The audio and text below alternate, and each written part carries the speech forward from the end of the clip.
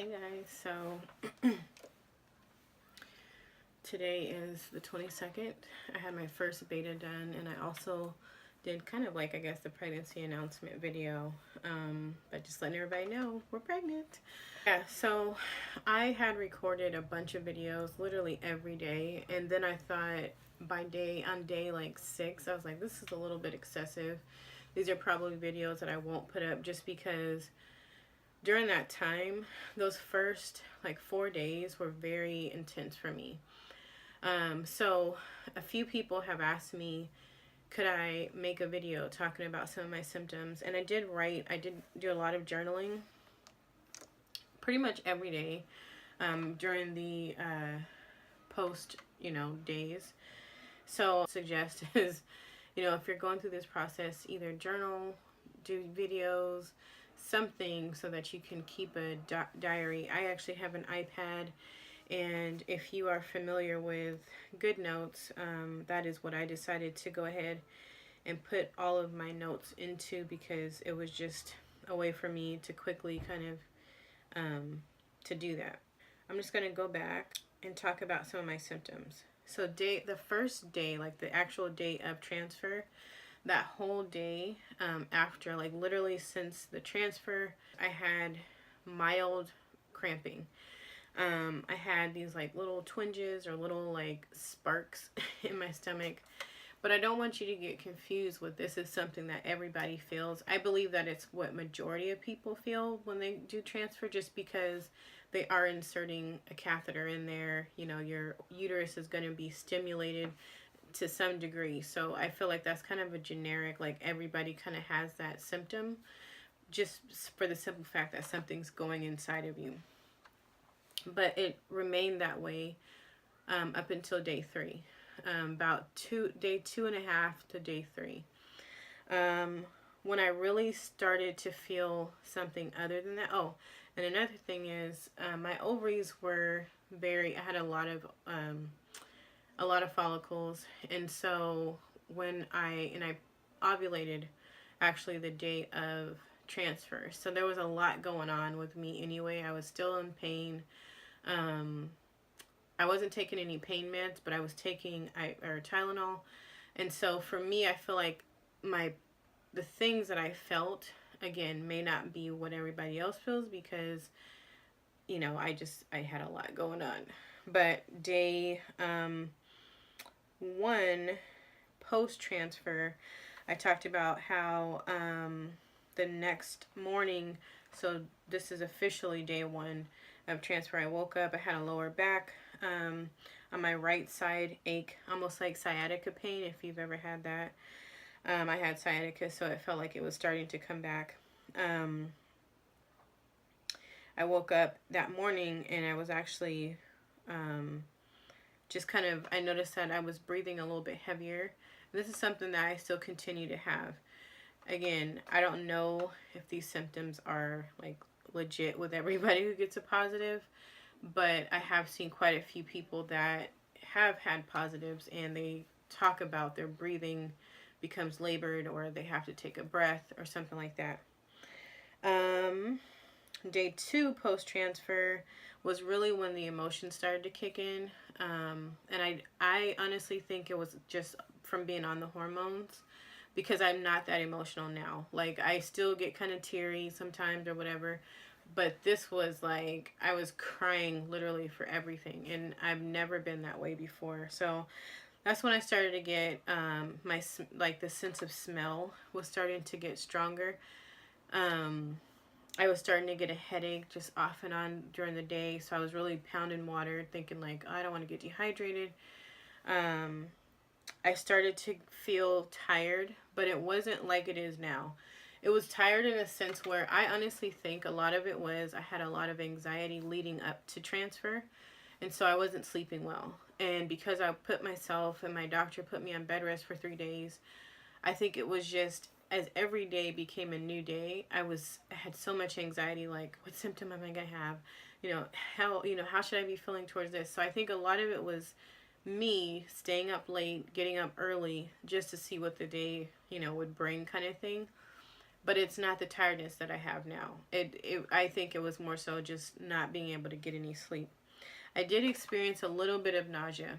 Not how it is now, but it was more just kind of like, that's weird, you know, like little faint like hints of it.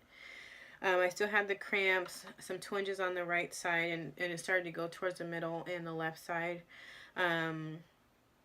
I would always wake up every morning hungry, like, or just ready to eat, you know, like not like starving, but just like I want something to eat. It was weird. I was constipated up until this point, and then that day, later on that night, I had like extreme diarrhea. Like, it was weird. Like, I went to the bathroom at least 10 times and had diarrhea. And so, and it hasn't happened since, so it was just really weird. Day 3 post-transfer, again, the strong sense of taste and smell was still there. Still waking up hungry. Tiredness was getting, you know, a little bit more, very emotional. Again, I think it was just the hormones. This is when my breast started to get tender, that I really started to notice. This is also when a lot of the vivid dreams happened. The headaches were still off and on. And I was starting to get what I thought was like allergies. Like, I would get like a stuffy nose, or it would be watery. And then I thought it was like sinuses and stuff.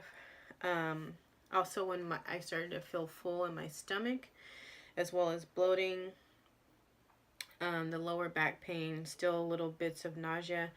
And then I was starting to get this like a metallic taste in my mouth, and noticed that my saliva was like, like kind of dripping. Sometimes I would talk and it was like way too much, and it was just kind of gross. It hasn't really happened since. It was like for like 2 or 3 days, and now I haven't really noticed it. Day 4, everything was pretty much the same, except for the lower back pain was starting to subside a little bit, and I was really gassy. And then day 5, I put that in the video, and I kind of talked about that. And now here we are, I believe it's day 8 or day 9. It's day 9, I think. Day 9 or day 10. I'll have it on the bottom of the screen. But as far as how I'm feeling, I was getting worried because honestly, yesterday I didn't feel any symptoms. I felt like they were going away and I was getting scared. I thought, you know, maybe I had like a chemical pregnancy. Maybe, I don't know. I had some spotting the other day and the other night, and like cramping that was a lot more intense, and it was just on the right side. And so I contacted my nurse, and she was like, that's normal. She was like, your body, if you do have a positive, because I didn't tell her that I had tested, but she was like, if you have a positive pregnancy test, it could just be your body telling, your period, like, no, you're not coming, I'm pregnant. Or it could be my period. And I knew it wasn't my period because this was very faint. And I've never seen implantation bleeding before, but I can imagine this is what it was like. And it was weird because it was like I had already got my positive. And so I don't know if it was that or just, like leftover from whatever, or just maybe, I don't know. But it has since stopped. But my symptoms, like I said, I didn't feel anything. I felt normal almost yesterday. I was still tired, but like I didn't have, like, I wasn't emotional like I thought, I have been, like really nothing. And then this morning, it all kind of came back.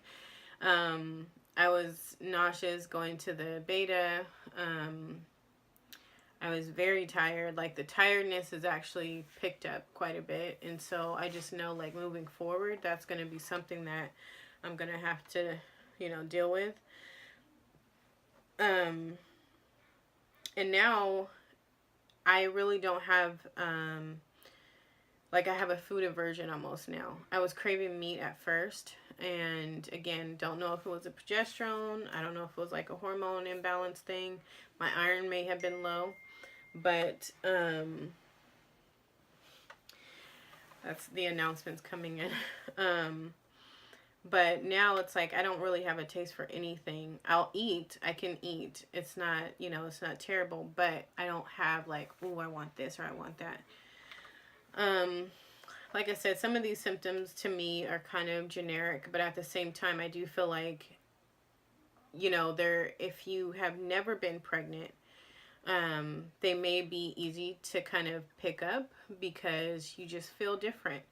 But then again, it's hard to say because you're taking extra hormones on top of what you're already making. So it is kind of a trick of the mind. But I do feel like, you know, and I've read and I've heard people say, you know, they felt nothing, you know, maybe the cramps or whatever, but literally nothing after, and they've had like positives. But I know it does bring comfort to people, and it definitely have brought me comfort just watching and listening to people where they're at, you know, during the same time as them, because it, you know, you can kind of grasp on to like a little bit of hope and also like relax and say, okay, it's fine. I also did test at 6 days post-transfer. It's in my video that I just uploaded, and it was very faint. And everything that I've ever read about a very faint line has been chemical pregnancy. And so that's why in the video I'm happy, but I'm like worried at the same time because I heard that that was a pretty big deal. And so I did the second one, and it was still faint. And then I would go and look at other people's at 6 days post, and I'm like, there's this dark, you know. But then again, we only transferred one embryo, and I believe that I had implantation done on the second day, like closer towards the evening, because that's when I felt like the cramping and the twinges were like just non-stop for like 24 hours. So, you know. So I feel like I'm a little bit behind. My beta came back at 55 today, and even though they said that's the, you know, the range that I should be in, but that's why I think my implantation happened, you know, day 2 post-transfer. At least that's what I think. So I go back Friday and I'll do an update video. I just want to say to people, I've been doing IVF for long, so I'm not the expert. I'm not, you know, the guru of it. But I do want to say that it is a journey. It's something that unless you go through it, you really won't understand. It's so hard to tell people how you feel and to really understand where you're at, because it's not just getting that positive. It's everything before that that leads up to it, and the injections, the appointments, the ultrasounds, the blood draws, the, you know, the financial worry, the stress of like, is this going to work? All for these, you know, all for this test, and then you have to worry about, you know, making this pregnancy as the best as you can. So, you know, just try not to stress. I know it's hard. Trust me. I know it's hard, especially in this 2-week wait. But try not to stress. Find relief in something, whether, like I said, journaling or reading a book. You know, I took time away from school, and then initially I took time away from school when I started STEMs. And then I got back into school during the 2-week wait just so I can have something to do and focus on other than symptoms and am I pregnant? And I want to say it was like day 3 where I felt this kind of like, almost like euphoric, like feeling of something is different. You know, I don't feel the same way that I did before. And it kind of, it's still with me like now. I mean, I still feel it now. Obviously, I know now that I'm pregnant, but it just kind of clicked like, okay, this is different. You know, this is a feeling. I didn't feel like this yesterday.